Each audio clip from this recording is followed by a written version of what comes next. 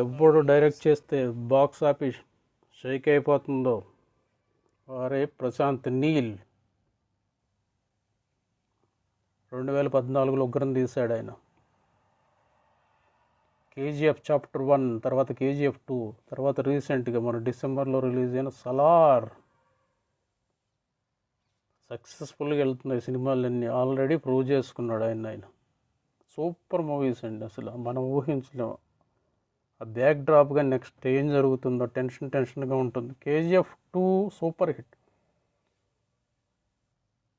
Chapter 1 తీసినప్పుడు 2 బాగా తీయగలడా లేదా అనేది ప్రెజర్ ఎక్కువ ఉంటుంది. ఎలా అంటే 100 మార్కులు వచ్చిన కుర్రోడికి 2 ఎగ్జామ్లో 100 మార్కులు సాధించగలడా, 100 కన్నా ఎక్కువ రావాలనే ప్రెజర్ ఎక్కువ ఉంటుంది. ఆ ప్రెజర్ ఏమీ లేకుండా సింపుల్గా తీసి పడేశాడు. అసలు ఎక్స్పెక్ట్ చేయలేదు తెలుసా. చాలామంది ఫ్లాప్ అవుద్దేమో అనుకున్నారు, అని సూపర్ హిట్ అయిందండి సినిమా. 2 కూడా. సలార్ కూడా చూడండి. 2 చూస్తే కానీ మనకి పూర్తిగా మూవీ అర్థం అవ్వదు. అంటే సినిమా అందులోకి ఎంటర్ అవ్వగానే స్లోగా మనల్ని మూవీలోకి తీసుకెళ్తారు ప్రశాంత్ నీల్. ప్రభాసం చూపించిన విధానం, ఆ కటారం చూసారా, 10 చేతులు ఇలా వచ్చి కత్తి పట్టుకుని, అసలు ప్రభాస్ని అయితే ఒక రేంజ్లో చూపించారు.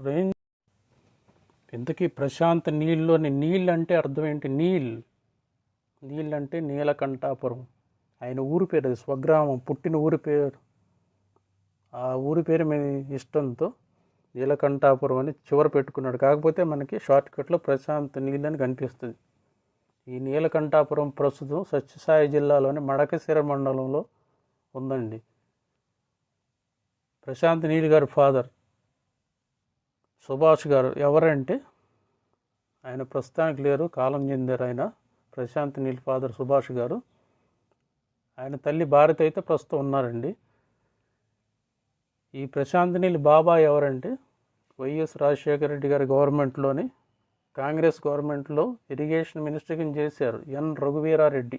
ఒకసారి కొట్టి చూడండి, గూగుల్లో చూపిస్తుంది. చాలామందికి ఐడియా ఉండుండొచ్చు. ప్రశాంత్ నీల్కి సొంత బాబాయ్ ఆయన. ప్రశాంత్ నీల్ ఫాదర్ గారు ఇక్కడే చనిపోయారు. ఇక్కడ మడకసిరలోని మన నీలకంఠాపురం గ్రామంలో. ఆయన ప్రతి సంవత్సరం ప్రశాంత్ నీల్ గారు ఎంత ఎదిగినా మనిషి తన జన్మభూమిని మర్చిపోకూడదని ఆయన ఊరికి వస్తాడు. వచ్చి వాళ్ళ ఫాదర్కి అన్ని కార్యక్రమాలు జరిపించిన తర్వాత వెళ్తాడు. ఆయన ఏమన్నాడు తెలుసండి ఒకసారి, ఫైనల్ స్టేజ్ అనేది నాకు నీలకంఠాపురంలో ఉంటుంది, ఇంకెక్కడో కాదని చెప్పాడు. అంటే ఊరి మీద చాలా ఇంట్రెస్ట్ ఆయనకి, చాలా ప్రేమ అన్నమాట. సాధారణంగా ఎవరో పెట్టుకోరు. ఆ ఊరి మీద ప్రేమతో ఆయన పెట్టుకున్నాడు అన్ని నీలకంఠాపురం అని. రఘువీరారెడ్డి గారు చివరి కూడా అలాగే ఉంటుంది, రఘువీరారెడ్డి నీలకంఠాపురం అని. చివరిగా ఒక చిన్న రిక్వెస్ట్ అండి, కామెంట్స్ పెట్టండి, పాజిటివ్ కామెంట్స్ పెట్టండి, నెగిటివ్ పెట్టండి, కాకపోతే బూతులు అయితే పెట్టండి దయచేసి ప్లీజ్. ఇండియన్ వ్యూవర్స్ ఉన్నారు కొంతమంది, చండాలంగా బూతులు ఉంటాయి, దరిద్రమైన బూతులు. అంటే పెద్ద పట్టించుకోవాలనుకోండి, నాది చిన్న ఛానల్ అండి, పెద్ద ఏమి టాప్ ఏం కాదు. ఎదిగే వాళ్ళకి ఒక చెయ్యి సపోర్ట్ ఇవ్వండి. అలా ఇస్తే మంచి మంచి వీడియోలు చేస్తాను.